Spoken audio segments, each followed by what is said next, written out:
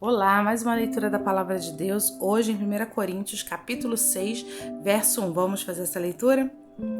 Quando algum de vocês tem uma queixa contra o irmão na fé, como se atreve a pedir justiça a juízes pagãos, em vez de pedir ao povo de Deus que resolva o caso? Será que vocês não sabem que o povo de Deus julgará o mundo?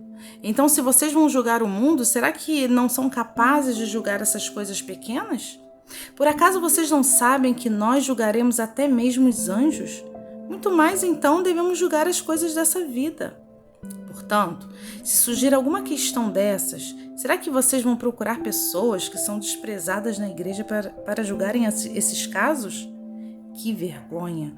Será que entre vocês não existe alguém com bastante sabedoria para resolver uma questão entre irmãos? É claro que existe.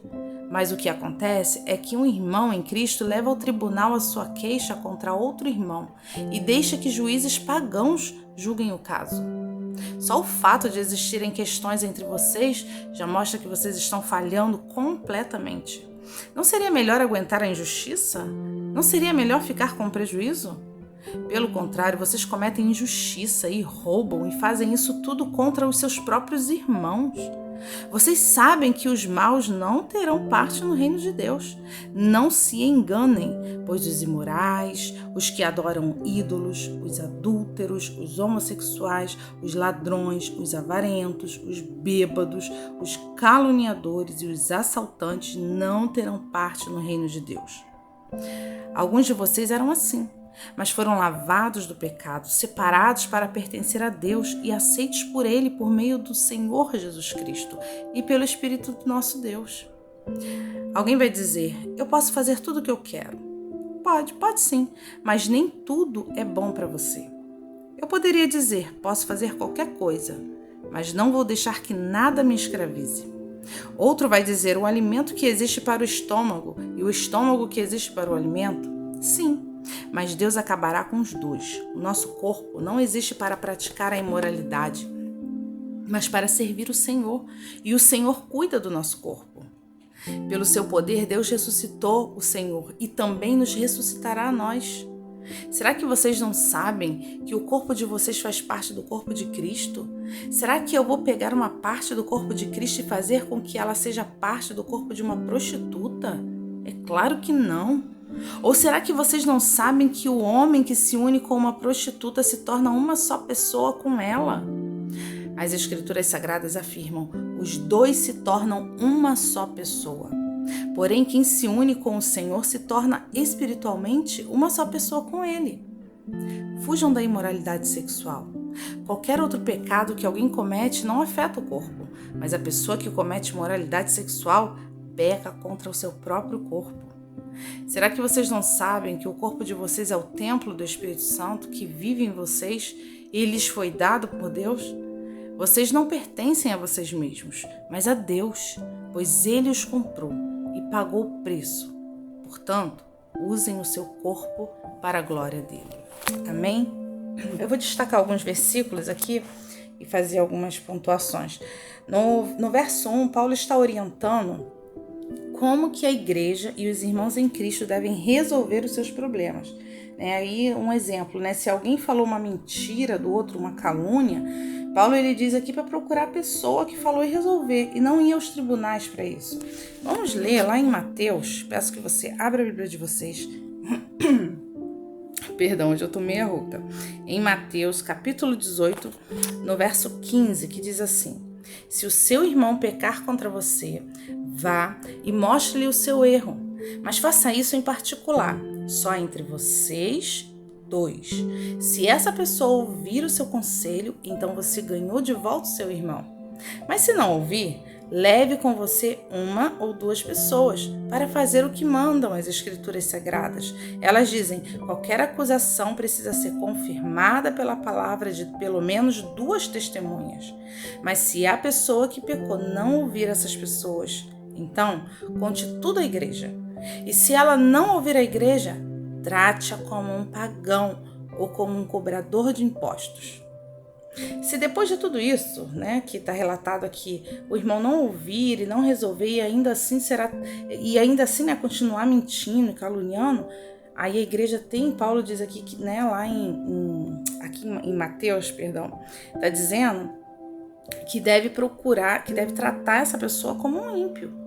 Aí você vai ter que procurar a justiça, porque existem pessoas que elas são capazes de destruir igrejas e ministérios usando de calúnia, de difamação. Elas usam de mentiras para destruir homens e mulheres de Deus. Então, se depois de seguir a orientação de Paulo e aqui em Mateus, e as orientações que estão aqui em Mateus, essa pessoa não parar, aí sim deve-se acionar a justiça. E eu vou dizer por experiência própria que mais de 90% dos casos se resolve com uma boa conversa, onde o Espírito Santo é o mediador. Perdão, gente, tô muito rouca hoje. Eu vou destacar novamente aqui o versículo 6 também.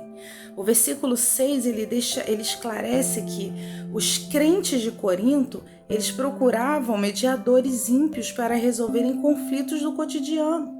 E o reino de Deus é um reino espiritual, e muitas coisas nós teremos que aprender a resolver espiritualmente, sabendo que Satanás, ele usa pessoas para nos destruir. Só que essas pessoas que o diabo usa, Deus quer resgatá-las também. E o Senhor, ele quer nos usar para esse resgate. Gente, isso é algo muito profundo e muito espiritual. Jesus, ele nos ensina a ter amor e compaixão pelas pessoas. E mesmo que elas não mereçam, nós também não merecíamos. Mas o amor de Deus nos alcançou. E Paulo, Paulo coloca que ficar com prejuízo é algo que nos cabe. Está escrito aqui que quando ficamos com prejuízo, o Senhor toma a nossa causa e transforma em bênção na nossa vida. Toda maldição na nossa vida contra nós é transformada em bênção. Deus, ele é atraído pelos injustiçados, a gente vê muito isso em Salmos. Deus é atraído pelos humilhados, porque Deus é a própria justiça. E o que ele quer de nós é que nos esforcemos, passando por cima de muitas vezes do nosso orgulho, né, para promovermos a paz, a união e sermos agentes da graça de Deus, da graça divina. Como ser agentes da graça de Deus, né? Nós temos que orar por aqueles que nos perseguem, porque Jesus nos ensinou isso, para que a ira de Deus sobre aquela pessoa seja aplacada e ela receba a misericórdia. E foi isso que Jesus fez na cruz, quando ele olhou para os seus opressores e ele disse: Pai, perdoa-lhes, porque eles não sabem o que fazem. Jesus, ele foi honrado e exaltado, e assim também recebe honra, e Deus exalta todos os que agem como Jesus agiu. E a gente vai ver isso, né, que se cumpre aquele famoso versículo na Bíblia, que os humilhados serão exaltados. Então, vamos conferir lá em Mateus, no capítulo 23, no verso 11 e 12, diz assim: Entre vocês, o mais importante é aquele que serve os outros. Quem se engrandece será humilhado, mas quem se humilha será engrandecido, será exaltado. Quando oramos por misericórdia, na realidade estamos servindo aquela pessoa diante de Deus. E como lemos aqui, todo servo é exaltado. Amém? O verso 9 e 10, agora que eu vou dar um destaque para ele, para esses dois versículos. Aqui tem uma lista de pessoas que não herdarão o reino dos céus. Então, são aquelas pessoas que praticam imoralidade sexual, são os idólatras, são os adúlteros, os afeminados, os homossexuais, os ladrões, os avarentos, os bêbados, os caluniadores, os assaltantes, né? E lá no verso 11 diz que quem foi lavado por Cristo não vive mais nessas práticas pecaminosas. Então, quem é um cristão verdadeiro não pode cometer essas práticas aqui de imoralidade, de fofoca, de calúnia, de adultério. Então, outro destaque, né, que vem completando, porque esse capítulo 6, não adianta a gente pregar ele, né, falar sobre ele separadamente, porque uma coisa vai amarrando a outra. Lá no verso 12 do capítulo 6 aqui, né, Diz assim que todas as coisas me são lícitas, mas nem todas as coisas me convêm. Todas as coisas me são lícitas, mas eu não me deixarei dominar por nenhuma. Paulo diz aqui, você pode fazer tudo o que você quer, mas nem tudo é bom para você. Você pode fazer qualquer coisa, mas não pode se deixar se escravizar por essas coisas. E eu vou trazer aqui, né? Se o que queremos fazer é lícito, mas não traz benefício algum, então não façamos. Não se torne escravo de práticas lícitas. Por exemplo, as redes sociais.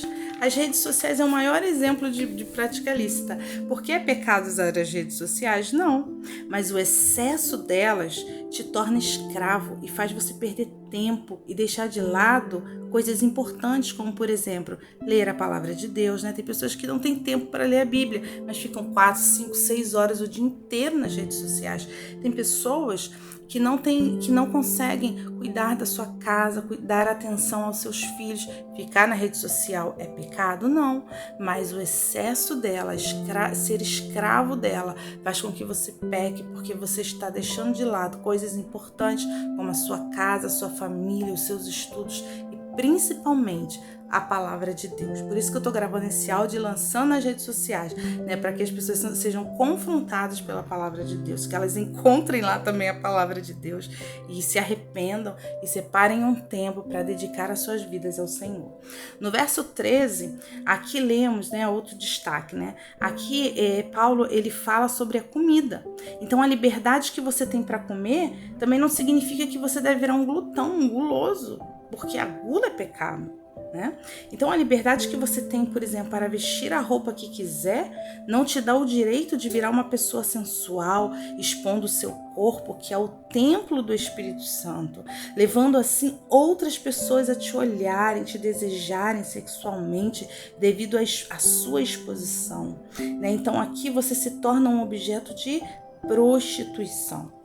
Então, nas redes sociais fica difícil, por exemplo, diferenciar, né, hoje, principalmente quando chega no verão, o que é biquíni de calcinha, porque tem lingerie mais decente do que muitos biquínis que a gente vai vendo aí nas redes sociais. Então, as meninas se desvalorizando, expondo o seu corpo, né, elas têm a liberdade para vestir o que elas quiserem, desde que essa liberdade não coloque as pessoas em pecado e não exponha o templo do Espírito Santo.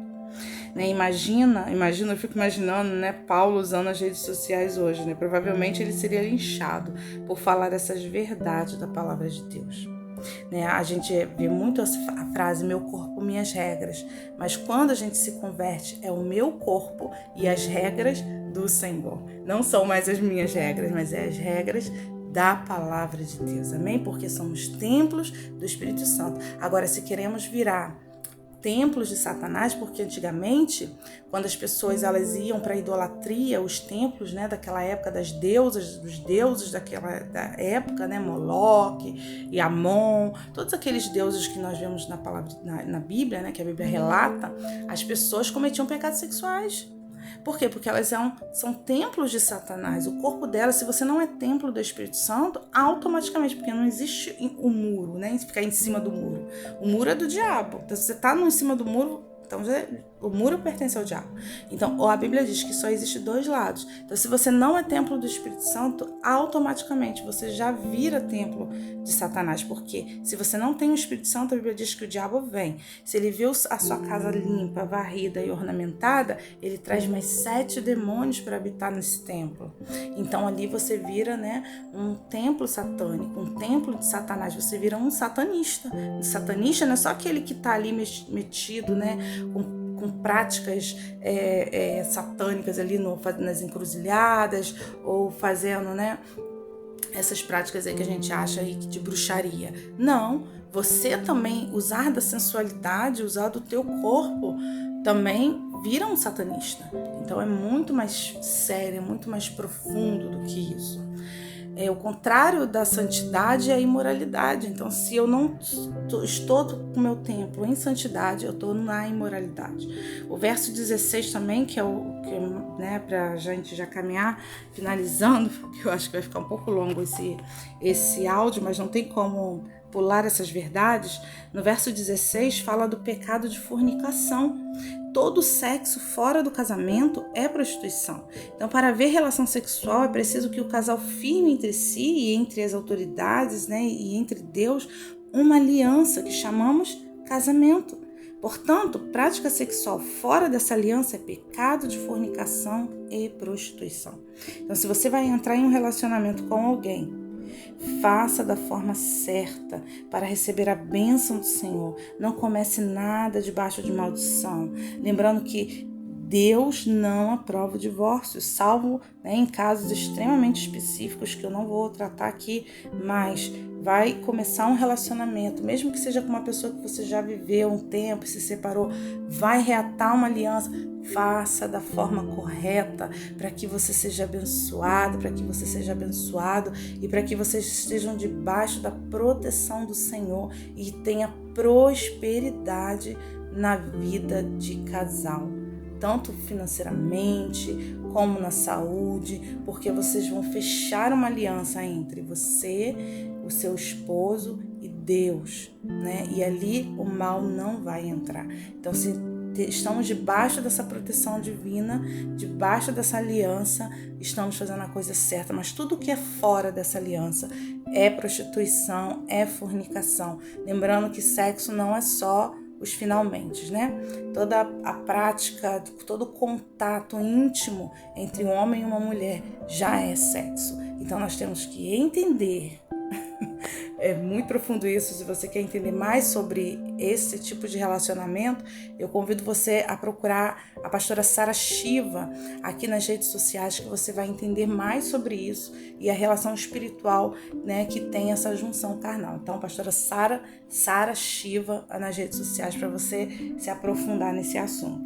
E para fechar, eu vou ler aqui o verso 19 e 20, que diz assim: será que vocês não sabem que o corpo de vocês é o templo do Espírito Santo, que vive em vocês e lhes foi dado por Deus? Vocês não pertencem a vocês mesmos, mas a Deus, pois Ele os comprou e pagou o preço. Portanto, usem o seu corpo para a glória de Deus. Amém? Usa a sua boca para a glória de Deus, para não falar mal de ninguém, para não mentir contra ninguém, para não amaldiçoar, mas se a boca é para a glória de Deus, eu vou abençoar.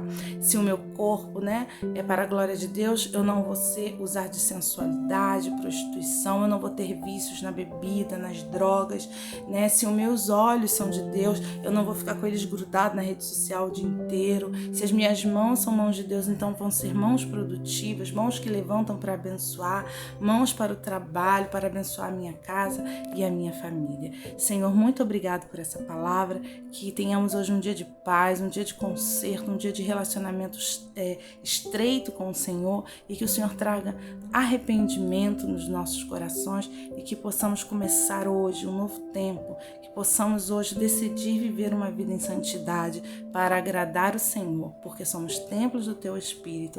Eu te agradeço, Jesus. Muito obrigado por essa palavra, em nome de Jesus. Amém. Amém. Tchau, tchau.